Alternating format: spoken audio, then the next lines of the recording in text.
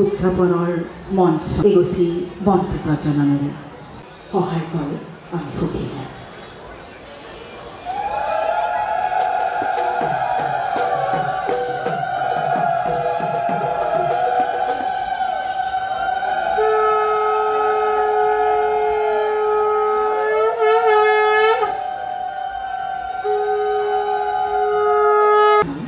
এই সত্য মহান জ্যোতি তোমাক পোৱা নাই। এগছি ভণ্টিয়ে আমাৰ সকলোকে সত্য আৰু সুন্দৰৰ পথত আগবঢ়াৰ সহায় আগবঢ়াই নিছে। নমস্কাৰ। তাল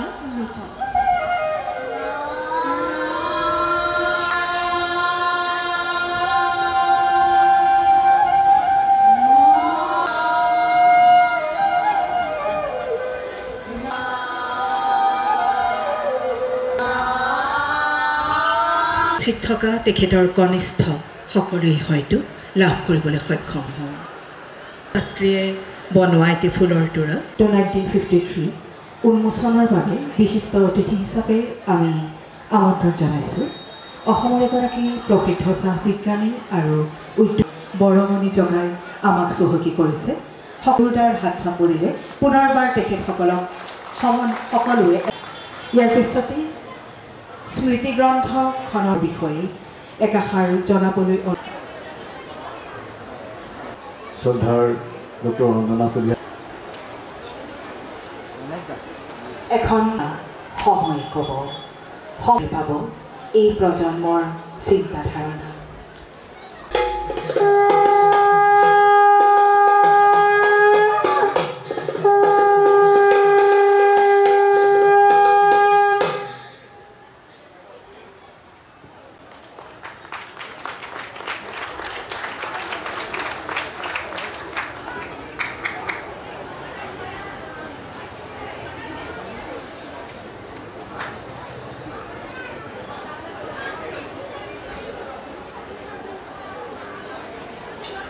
বিশিষ্ট অতিথিসকলৰ হাতেৰে উন্মোচিত হৈ জড়িত ছাত্ৰৰ পৰা আপোনালোকে এইদৰে উন্মোচিত হৈছে 1998 বৰ্ষৰ ছাত্ৰ ছাত্ৰীৰ উদ্যোগত পুনঃ মুদ্ৰিত সম্পাদক অনুষ্কা ভৰালী আৰু অলংকৃতা দত্ত আদৰ্শ অনুসৰণ কৰি অসমীয়া সাহিত্য জগতত কোনোবা দপদপাই থাকিব।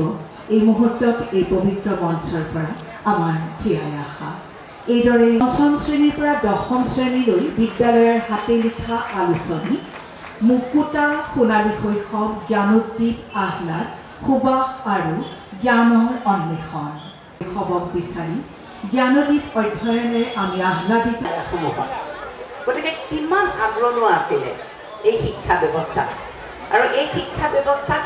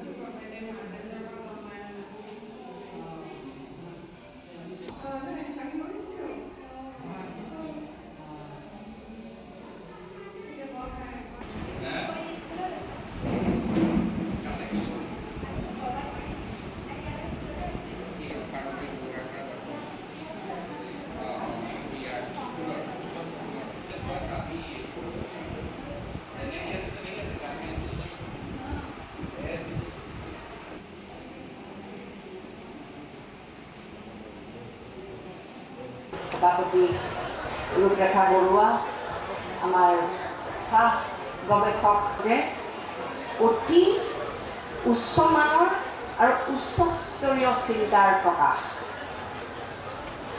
বিশেষভাৱে চাহৰ ক্ষেত্ৰত যিখিনি এইটো 98 বেটছৰ হয়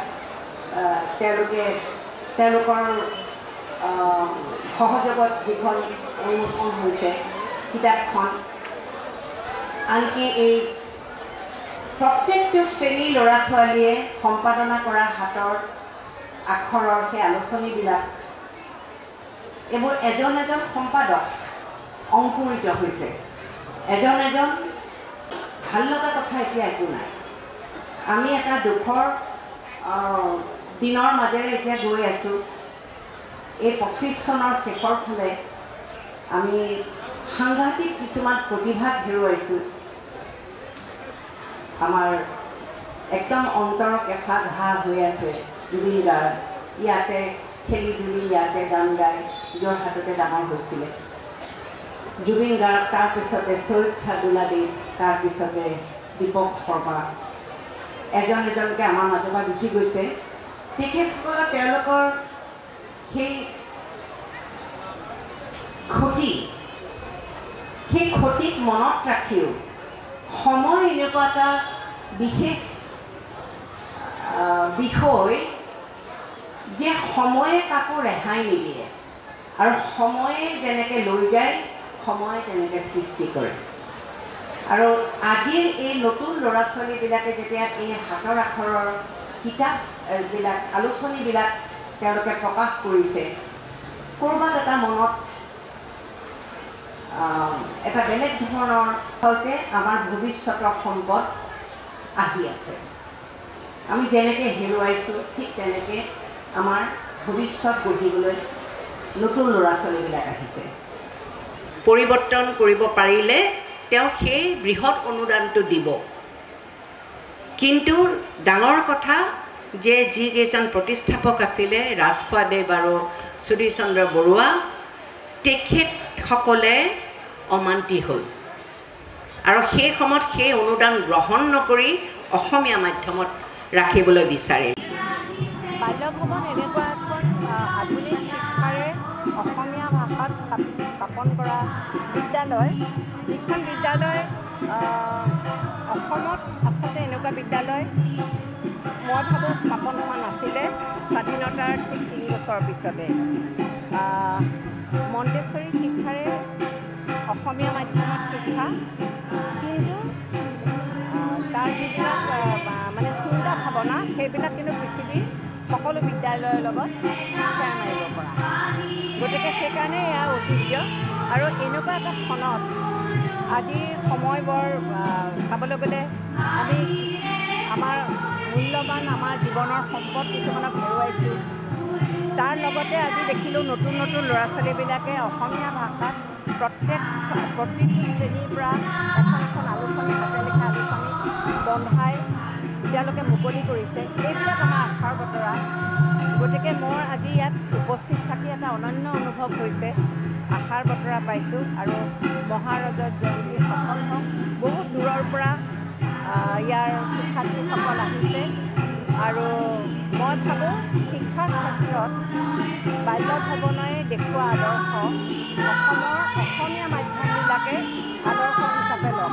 মই ভাবোঁ তেনেকুৱা কৰিলে আমাৰ ইংৰাজী মাধ্যমৰ বিদ্যালয়ৰ প্ৰতি যিটো মানে মানুহৰ মানে দৌৰা নপৰা হয়, সেইটো কমি, সেইটো হ্ৰাস পাব। কাৰণ ইয়াত ইংৰাজী শিক্ষাকো বাল্যভৱনত যথেষ্ট গুৰুত্ব সহকাৰে দিয়া হয়। জাতীয় বিদ্যালয়ে এইখিনি কাম কৰিছে, বাল্যভৱনে কিন্তু সেয়া বাটকটীয়া হিচাপে দেখুৱাই থৈ গৈছে।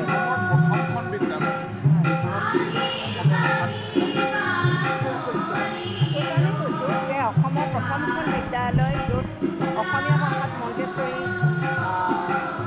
শিক্ষাৰ আধাৰত স্থাপন কৰা হৈছিলে, এনেকুৱা ধৰণৰ আধুনিক চিন্তাৰ আচলতে অসমীয়া মাধ্যমৰ বিদ্যালয়বিলাক হোৱা উচিত।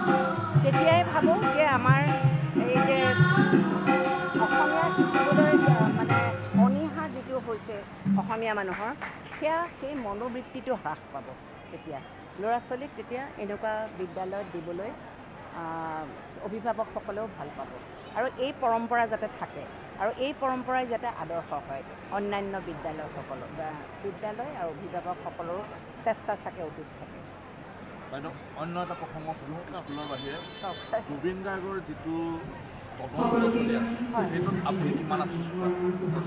আশ্বস্ততাৰ আগতে আমাৰতো অপশ্যন নাই, আমাৰ তদন্তক বিশ্বাস কৰিবই লাগিব। যিহেতুকে আমি নিজে গৈ তদন্ত কৰিবগৈ নোৱাৰোঁ। গতিকে তদন্তৰ আশাতে আছোঁ। এটা আমাক আচলতে লাগে তাত কি ঘটিছিলে সেইখিনি আমাক জানিবলৈ লাগে। সেইখিনি কথা আমাক এতিয়া 3 মাহ লাগে চাৰ্জশ্বিট দিবলৈ।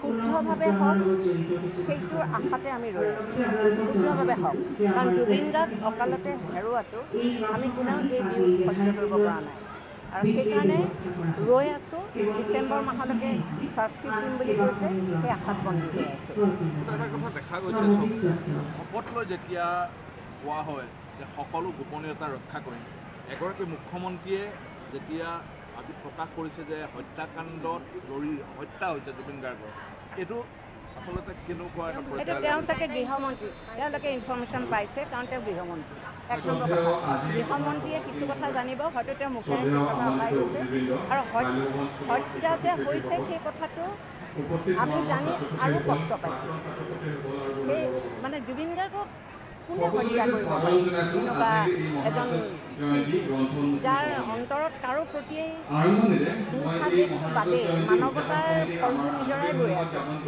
তেনেকুৱাজনক কোনে হত্যা কৰিব পাৰে গতিকে সেইখিনি নিশ্চয় উত্তৰ আমি খুব সোনকালে পাম শপত বাক্য লোৱাৰ পাছত মুখ্যমন্ত্ৰীৰ কথা এইটো মুখ্যমন্ত্ৰীয়ে নিজে ক'ব বিচাৰিছে মুখ্যমন্ত্ৰীয়ে ক'ব পাৰে তেওঁ নিজে গৃহমন্ত্ৰী আমি এতিয়া কেলেই কৈছে বুলি খুব প্ৰশ্ন এটা কৰিব পাৰোঁ তেওঁ হত্যা বুলি কৈছে আৰু মুখ্যমন্ত্ৰীয়ে হত্যা বুলি কোৱাৰ কথা আমি বিশ্বাস কৰিছোঁ যে হত্যা হ'ব পাৰে কেনেকৈ হত্যা কৰিব পাৰে সেই কথাটো আমি মানে ভাবিব নোৱাৰা যায় আৰু সেইকাৰণে আমিও সেই বৰ আশাৰে কাৰণ আমি সকলো অভিজ্ঞ হৈ পৰিছোঁ